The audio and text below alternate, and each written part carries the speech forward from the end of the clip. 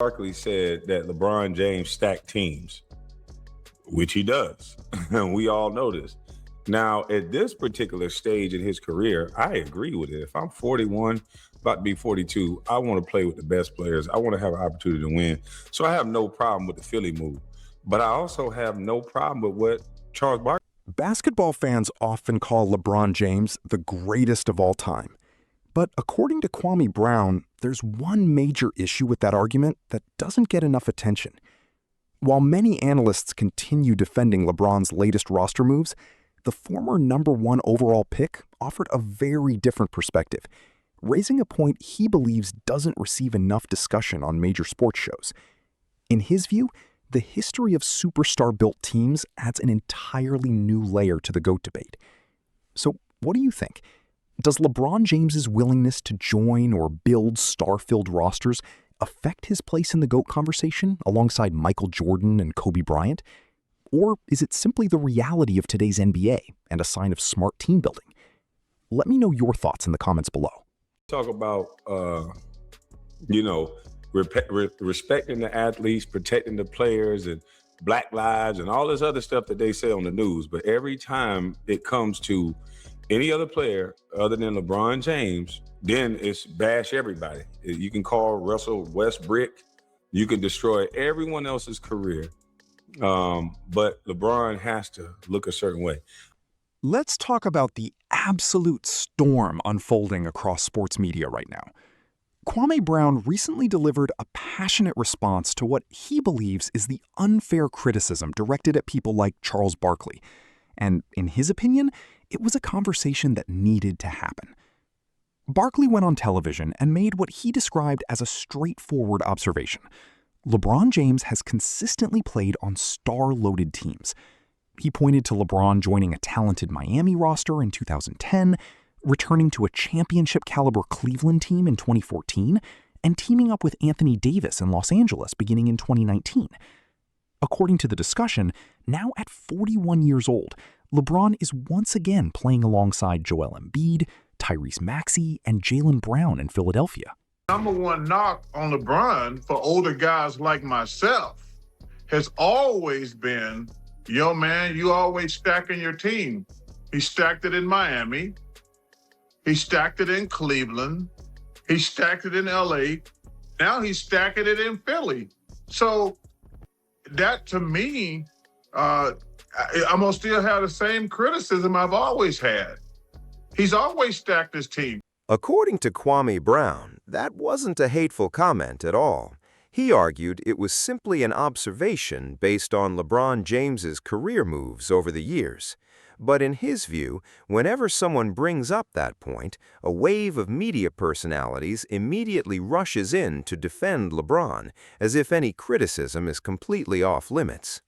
Kwame suggested that the reaction often feels less like an open basketball discussion and more like an automatic defense of LeBron's legacy. To support his point, he pointed to how ESPN analysts Jay Williams and Monica McNutt responded to Charles Barkley's remarks, arguing that their reactions reflected the broader debate surrounding LeBron's career decisions. Not Brian Windhorst and Jay Will, I'll start with you. Is that fair? And I love Uncle Chuck. The biggest flaw in this argument for me is that, people treat player agency as if it's less legitimate than front office agency. So when, Red Auerbach, finds a way to stack a team, he's exceptional. He's a genius. When Brad Stevens does it, he's a visionary. When Jerry West does it, he's such an incredible leader. But somehow when a player kind of takes in his own agency to do that for himself, then it becomes a character. Kwame Brown also took issue with Jay Williams' response. According to Kwame, Williams quickly shifted the conversation toward player empowerment, comparing LeBron James's influence to the work of legendary basketball executives. During the discussion, Williams referenced figures such as Red Auerbach, Brad Stevens, and Jerry West, highlighting the roles they played in building championship-caliber teams. Kwame argued that those comparisons don't belong in the same conversation.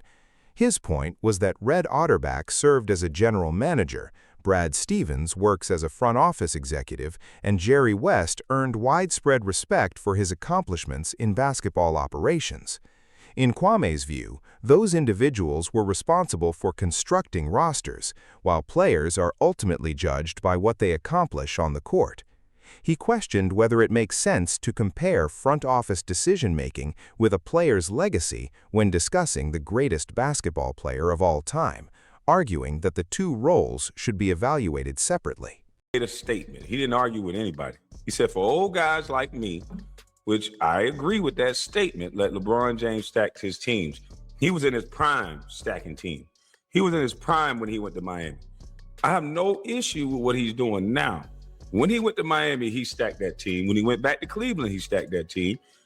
Before he left Cleveland, I thought he had a stacked team. He just couldn't get up. When people debate who deserves the GOAT title between Michael Jordan, Kobe Bryant, and LeBron James, they're comparing some of the greatest competitors the sport has ever seen. The conversation usually centers on mentality, playing style, and how each player responded to adversity throughout their careers. From Kwame Brown's perspective, Michael Jordan and Kobe Bryant approached those challenges differently. He argues they wanted to beat their biggest rivals, not join forces with them to create superteams. Kwame pointed to Jordan's battles with the Detroit Pistons' Bad Boys during the 1988, 1989, and 1990 playoffs. After losing 3 straight postseason series to Isaiah Thomas and the Pistons, Jordan didn't try to recruit Isaiah Thomas or Magic Johnson to Chicago.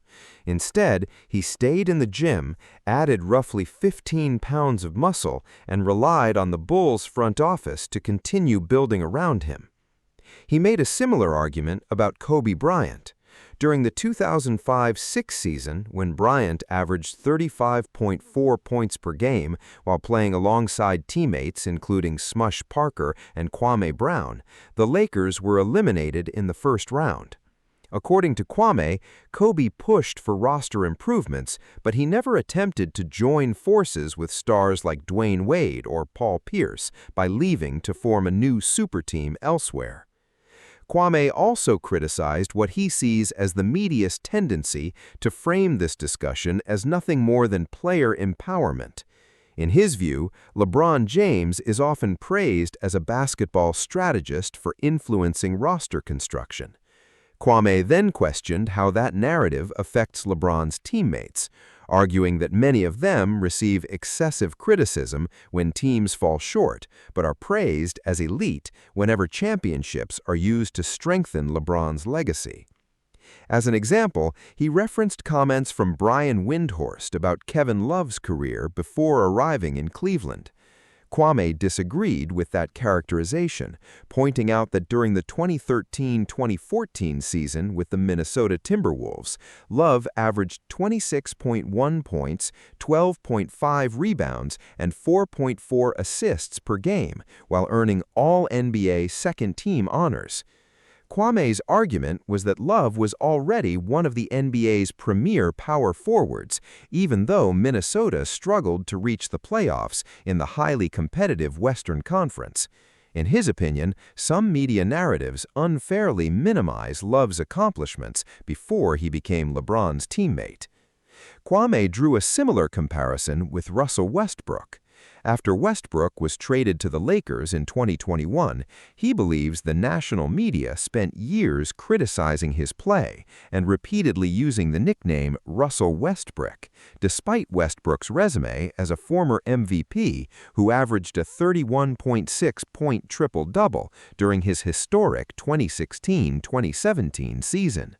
According to Kwame, media coverage can sometimes damage a player's reputation while protecting the legacy of another star. Kwame then turned to the numbers behind LeBron's championship teams, arguing that they provide important context for the broader discussion. Kwame Brown then turned to what he believes is the biggest piece of evidence in this entire discussion, the history of LeBron James playing alongside elite talent. In 2010, LeBron joined the Miami Heat, where Dwayne Wade was coming off a season averaging 26.6 points, 6.5 assists, and 4.8 rebounds. Wade had already won a Finals MVP and was widely considered one of the league's premier players. Chris Bosh was also coming off an outstanding run in Toronto, averaging 24.0 points and 10.8 rebounds per game.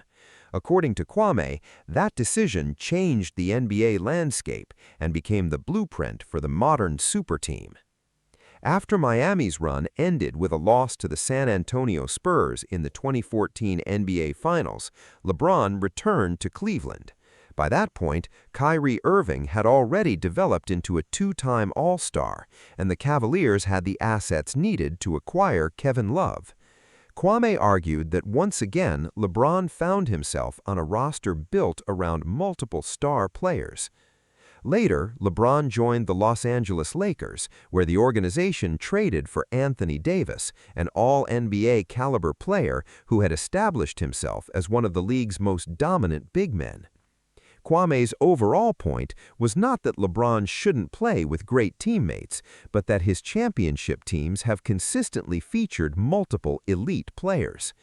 Kwame also made it clear that he doesn't fault veteran players for wanting to compete in the best possible situation. His argument is that the debate becomes inconsistent when people ignore that history when comparing LeBron's career to legends from previous generations. In his view, Charles Barkley was speaking from the perspective of Hall of Famers who spent most of their careers trying to build championship teams with the organizations they drafted. Players such as Charles Barkley, Patrick Ewing, Reggie Miller, and John Stockton competed through fierce rivalries and accepted the results, even if they never captured an NBA championship. Kwame believes those careers are still respected because of the way those players approached competition. He also argued that today's basketball culture often rewards player movement while treating long-term loyalty as outdated. According to Kwame, that shift has changed how many fans connect with teams, as superstar movement has become far more common than it was in previous eras. Kwame then criticized modern sports television, saying many debate shows spend a significant amount of time revisiting the Michael Jordan versus LeBron James conversation instead of breaking down strategy, defensive adjustments, player development, or other aspects of the game. His criticism is that debate-driven television often prioritizes controversial GOAT discussions because they generate attention and engagement. In his opinion, that leaves many of today's brightest young stars receiving less coverage than they deserve. Players such as Anthony Edwards, Shai Gilgeous-Alexander, Luka Doncic, and Victor Wembanyama are producing remarkable performances, yet Kwame believes they are sometimes overshadowed by another round of Jordan versus LeBron discussions. He even referenced a famous quote from Roger Mayweather, who once said, "Most of these people don't know a thing about boxing." Kwame argued that the same criticism can apply to parts of basketball media, suggesting that some personalities focus more on creating compelling narratives than providing detailed basketball analysis. According to Kwame, Barkley's comments about LeBron were never intended as a personal attack. Instead, he believes Barkley was expressing an opinion about how LeBron has approached team building throughout his career. Kwame argues that LeBron has consistently placed himself in strong competitive situations, and while there is nothing wrong with that, it naturally becomes part of the conversation whenever fans compare his legacy with players like Michael Jordan and Kobe Bryant. Kwame also pointed to examples of Jordan and Kobe playing through adversity as evidence of the competitive mindset he values most. He believes those moments helped define their legacies, while LeBron chose a different path by embracing player empowerment and roster flexibility. Kwame acknowledges that approach has produced championships, historic achievements, and one of the greatest careers in NBA history. His argument is simply that fans are justified in weighing those different career paths when discussing the GOAT debate.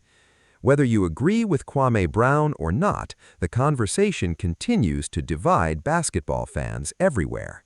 Let me know your thoughts in the comments below. If you enjoyed this breakdown, don't forget to like the video, subscribe to the channel, and turn on notifications so you never miss another upload. Thanks for watching, and I'll see you in the next one. Kwame Brown also argued that this shift has